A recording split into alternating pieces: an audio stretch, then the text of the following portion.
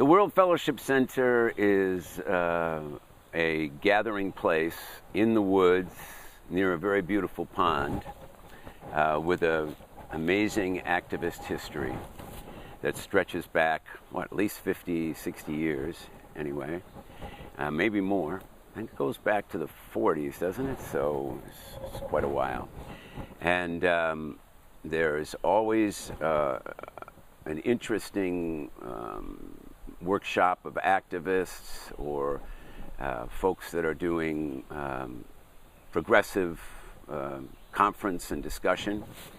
And the staff is a multicultural collection of amazing young people who are willing to give some of their time to be a part of a group that makes this kind of work happen. And I love to come here. I've had many good conferences here. I've learned a lot, and I've made some friends and some good connections. I lived all my life in this country. I love every flower and tree. I expect to live here till I'm 90. It's the nukes that must go and not me. It's the nukes that must go and not me, my friends. The nukes that must go and not me. I expect to live here till I'm 90. It's the nukes that must go and not me. I swallowed enough radiation. It's time I was standing my ground. We're joining that grand occupation.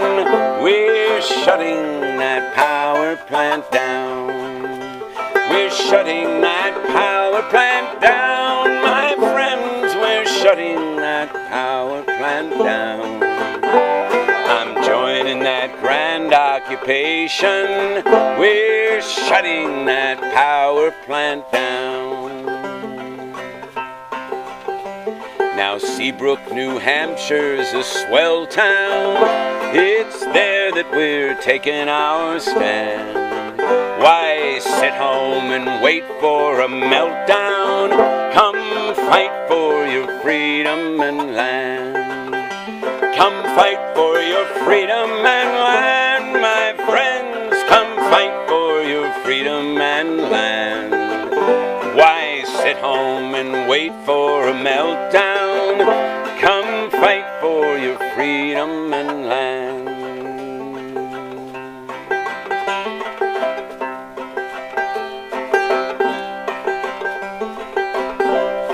We're seizing this land with a vision, exposing the PSC's shams.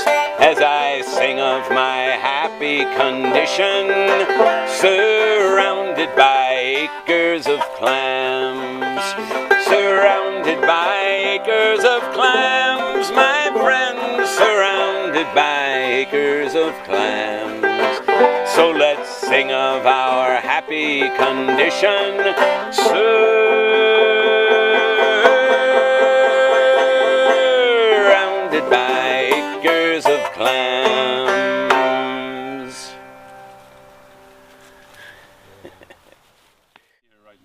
I'm here right now because of a Clamshell Alliance reunion gathering.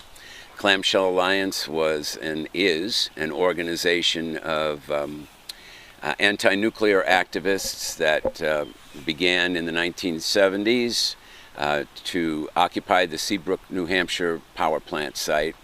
And now some of the old clams are getting together because we're beginning to mount a campaign to resist the further licensing and to assist in the shutdown of the Vermont Yankee plant in Brattleboro, Vermont.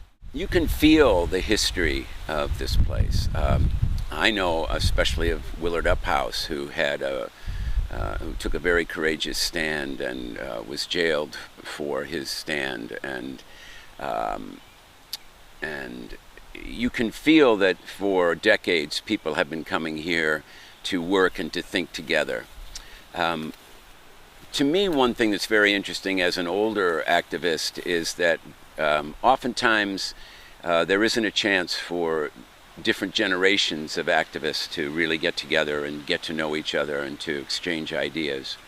But for me, as an older activist, to be able to come to the World Fellowship Center and meet with the staff, which is here every summer, and people who come from all over the world and all over the country to work together, and our younger activists are really just beginning to take over and make a mark in the world, and to be able to cross that generational divide is a wonderful thing.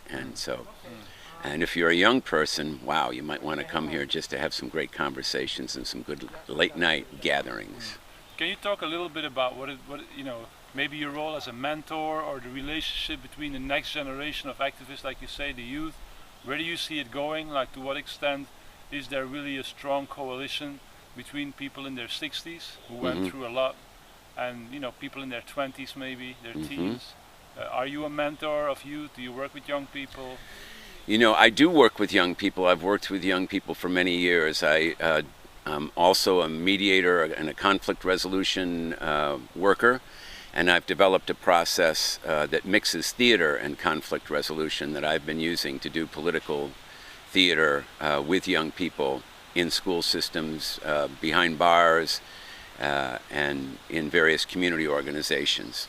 I've trained a lot of young mediators, and I think that right now, as an anti-nuclear activist, a lot of young people who are activists are really working on things like permaculture, sustainability, and trying to make a sustainable way of life in a world that is obviously going through some very difficult times.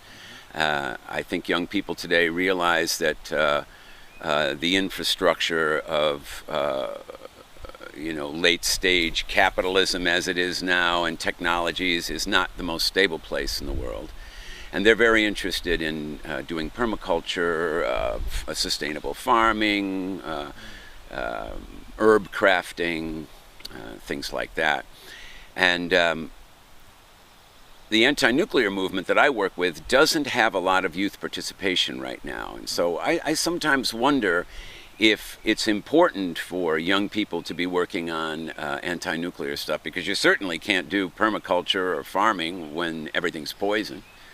On the other hand, I almost feel like it's the older generation's job to clean up the mess and let the young people work to do the kind of farming and sustainability that they're already doing. The problem is that any movement really needs the energy and the enthusiasm and the vision of youth to stay creative, to stay cutting edge.